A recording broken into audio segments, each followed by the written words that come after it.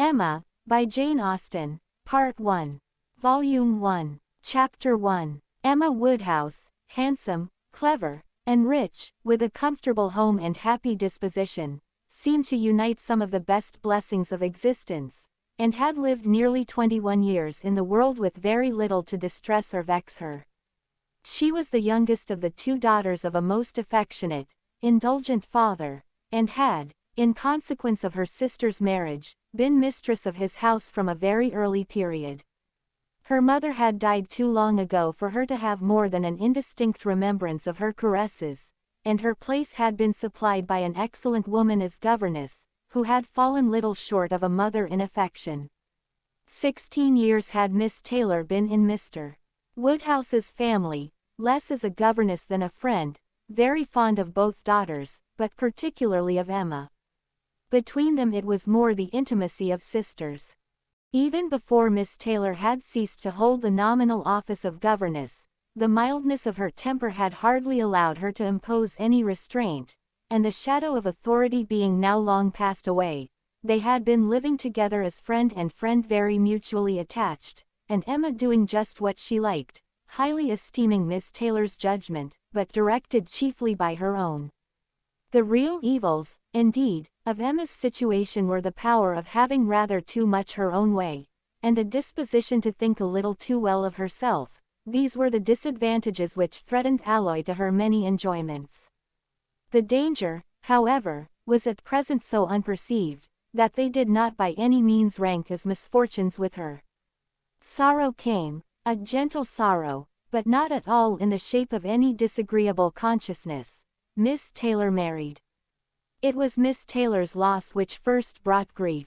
It was on the wedding day of this beloved friend that Emma first sat in mournful thought of any continuance. The wedding over, and the bride people gone, her father and herself were left to dine together, with no prospect of a third to cheer a long evening. Her father composed himself to sleep after dinner, as usual, and she had then only to sit and think of what she had lost. The event had every promise of happiness for her friend. Mr. Weston was a man of unexceptionable character, easy fortune, suitable age, and pleasant manners, and there was some satisfaction in considering with what self-denying, generous friendship she had always wished and promoted the match, but it was a black morning's work for her. The want of Miss Taylor would be felt every hour of every day. She recalled her past kindness, the kindness, the affection of 16 years, how she had taught and how she had played with her from 5 years old, how she had devoted all her powers to attach and amuse her in health, and how nursed her through the various illnesses of childhood. A large debt of gratitude was owing here, but the intercourse of the last 7 years, the equal footing and perfect unreserve which had soon followed Isabella's marriage, on their being left to each other, was yet a dearer, tenderer recollection.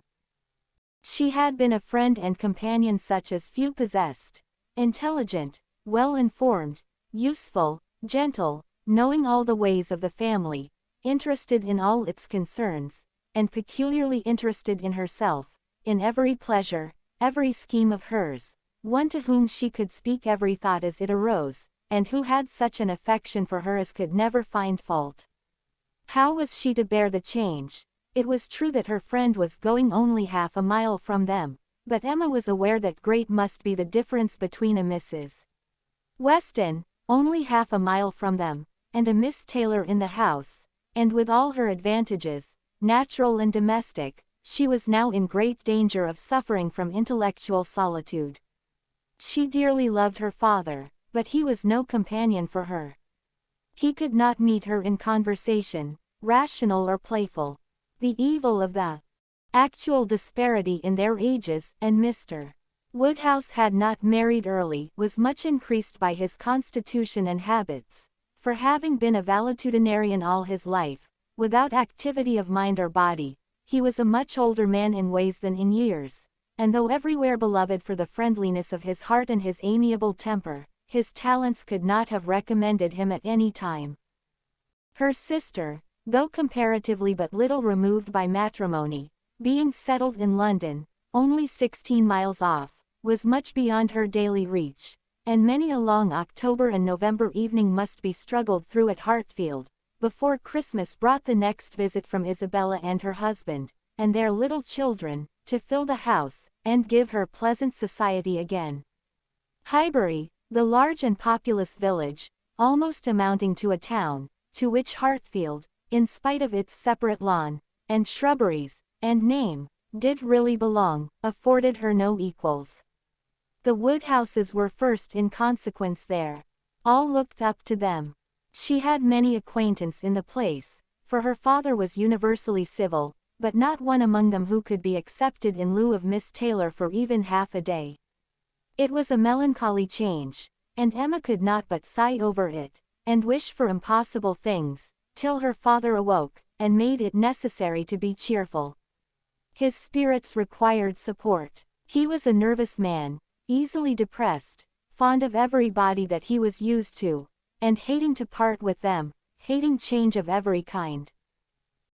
Matrimony, as the origin of change, was always disagreeable, and he was by no means yet reconciled to his own daughter's marrying, nor could ever speak of her but with compassion, though it had been entirely a match of affection, when he was now obliged to part with Miss Taylor too, and from his habits of gentle selfishness, and of being never able to suppose that other people could feel differently from himself, he was very much disposed to think Miss Taylor had done as sad a thing for herself as for them, and would have been a great deal happier if she had spent all the rest of her life at Hartfield.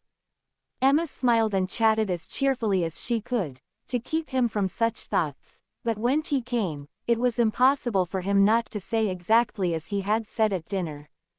Poor Miss Taylor, I wish she were here again. What a pity it is that Mr. Weston ever thought of her. I cannot agree with you, Papa, you know I cannot. Mr. Weston is such a good-humored, pleasant, excellent man, that he thoroughly deserves a good wife, and you would not have had Miss Taylor live with us forever, and bear all my odd humors, when she might have a house of her own. A house of her own, but where is the advantage of a house of her own? This is 3 times as large, and you have never any odd humors, my dear. How often we shall be going to see them, and they coming to see us, we shall be always meeting. We must begin, we must go and pay wedding visit very soon. My dear, how am I to get so far? Randalls is such a distance. I could not walk half so far. No, Papa, nobody thought of your walking. We must go in the carriage, to be sure. The carriage. But James will not like to put the horses to for such a little way, and where are the poor horses to be while we are paying our visit? They are to be put into Mr. Weston's stable, Papa. You know we have settled all that already. We talked it all over with Mr.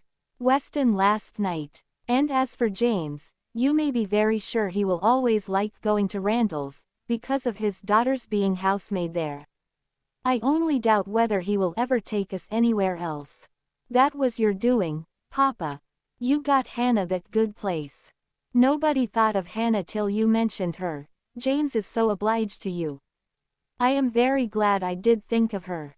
It was very lucky, for I would not have had poor James think himself slighted upon any account, and I am sure she will make a very good servant. She is a civil, pretty-spoken girl. I have a great opinion of her.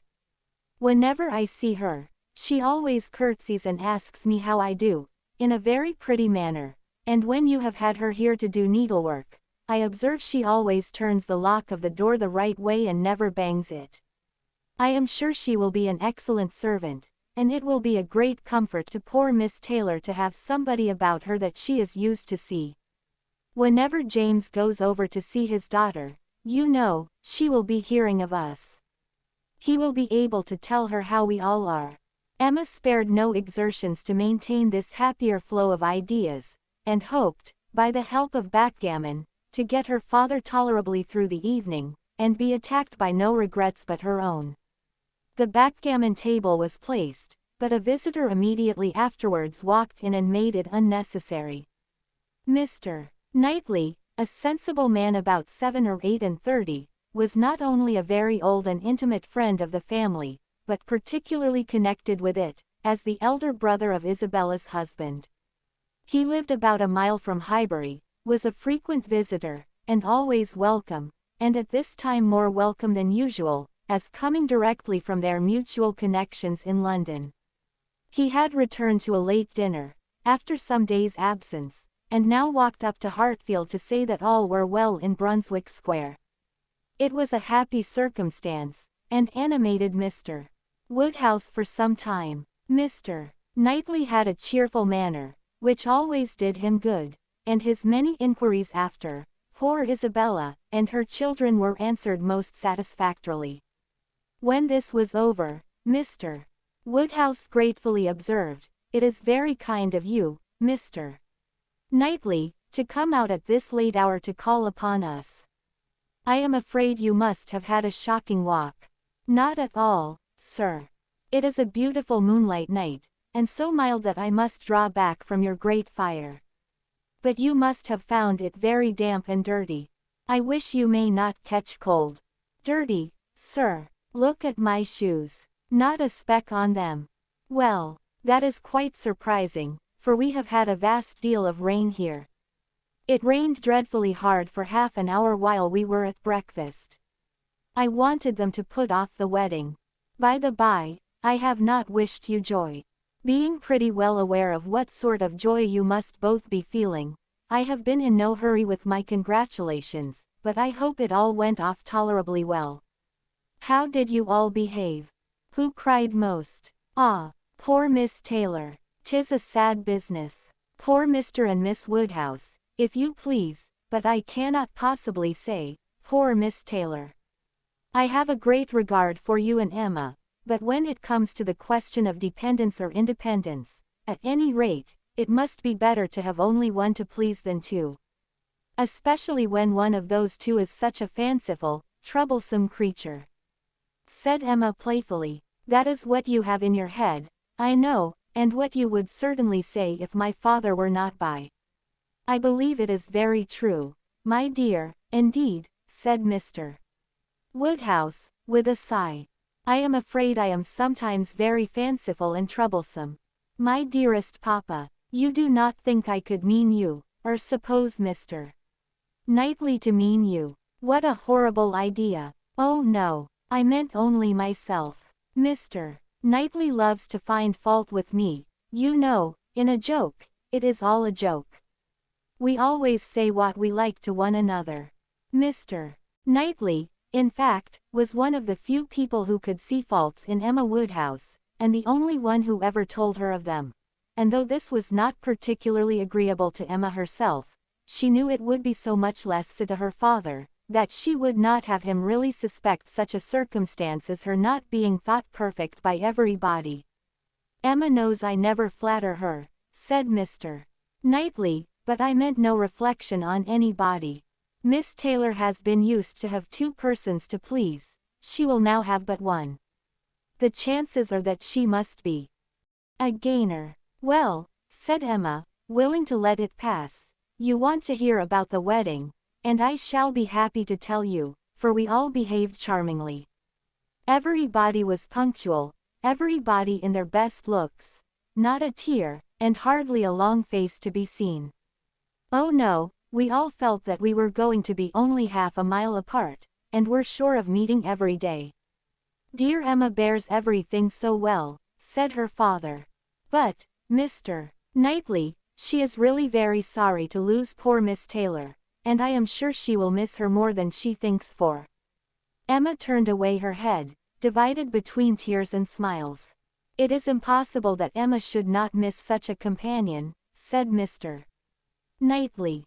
"We should not like her so well as we do, sir, if we could suppose it, but she knows how much the marriage is to Miss Taylor's advantage. She knows how very acceptable it must be, at Miss Taylor's time of life, to be settled in a home of her own, and how important to her to be secure of a comfortable provision, and therefore cannot allow herself to feel so much pain as pleasure.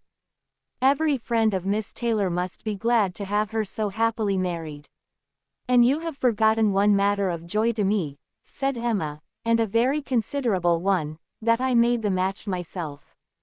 I made the match, 4 years ago, and to have it take place, and be proved in the right, when so many people said Mr. Weston would never marry again, may comfort me for anything. Mr. Knightley shook his head at her. Her father fondly replied, "Ah, my dear, I wish you would not make matches and foretell things, for whatever you say always comes to pass. Pray do not make any more matches. I promise you to make none for myself, Papa, but I must, indeed, for other people. It is the greatest amusement in the world." And after such success, everybody said that Mr. Weston would never marry again. Oh dear, no. Mr. Weston, who had been a widower so long, and who seemed so perfectly comfortable without a wife, so constantly occupied either in his business in town or among his friends here, always acceptable wherever he went, always cheerful, Mr. Weston need not spend a single evening in the year alone if he did not like it. Oh no, Mr. Weston certainly would never marry again. Some people even talked of a promise to his wife on her deathbed, and others of the son and the uncle not letting him. All manner of solemn nonsense was talked on the subject, but I believed none of it. Ever since the day, about 4 years ago, that Miss Taylor and I met with him in Broadway Lane, when, because it began to drizzle, he darted away with so much gallantry, and borrowed 2 umbrellas for us from Farmer Mitchell's, I made up my mind on the subject. I planned the match from that hour, and when such success has blessed me in this instance, dear Papa, you cannot think that I shall leave off matchmaking. I do not understand what you mean by success, said Mr. Knightley. Success supposes endeavor. Your time has been properly and delicately spent, if you have been endeavoring for the last 4 years to bring about this marriage. A worthy employment for a young lady's mind. But if, which I rather imagine, you're making the match, as you call it, means only you're planning it, you're saying to yourself one idle day, I think it would be a very good thing for Miss Taylor if Mr. Weston were to marry her, and saying it again to yourself every now and then afterwards, why do you talk of success? Where is your merit? What are you proud of? You made a lucky guess, and that is all that can be said. And have you never known the pleasure and triumph of a lucky guess? I pity you. I thought you cleverer, for, depend upon it, a lucky guess is never merely luck. There is always some talent in it. And as to my poor word, success, which you quarrel with, I do not know that I am so entirely without any claim to it. You have drawn 2 pretty pictures, but I think there may be a th. a something between the do-nothing and the do-all. If I had not promoted Mr. Weston's visits here, and given many little encouragements, and smoothed many little matters, it might not have come to anything after all. I think you must know Hartfield enough to comprehend that a straightforward, open-hearted man like Weston, and a rational, unaffected woman like Miss Taylor, may be safely left to manage their own concerns. You are more likely to have done harm to yourself, than good to them, by interference. Emma never thinks of herself, if she can do good to others, rejoined Mr. Woodhouse, understanding but in part. But, my dear, pray do not make any more matches. They are silly things, and break up one's family circle grievously. Only one more, Papa, only for Mr. Elton. Poor Mr. Elton. You like Mr. Elton, Papa? I must look about for a wife for him. There is nobody in Highbury who deserves him, and he has been here a whole year, and has fitted up his house so comfortably, that it would be a shame to have him single any longer, and I thought when he was joining their hands today, he looked so very much as if he would like to have the same kind office done for him. I think very well of Mr. Elton, and this is the only way I have of doing him a service. Mr. Elton is a very pretty young man, to be sure, and a very good young man, and I have a great regard for him. But if you want to show him any attention, my dear, ask him to come and dine with us some day. That will be a much better thing. I dare say Mr. Knightley will be so kind as to meet him. With a great deal of pleasure, sir, at any time, said Mr. Knightley, laughing, and I agree with you entirely, that it will be a much better thing. Invite him to dinner, Emma, and help him to the best of the fish and the chicken, but leave him to choose his own wife. Depend upon it, a man of 6 or 7 and 20 can take care of himself. Front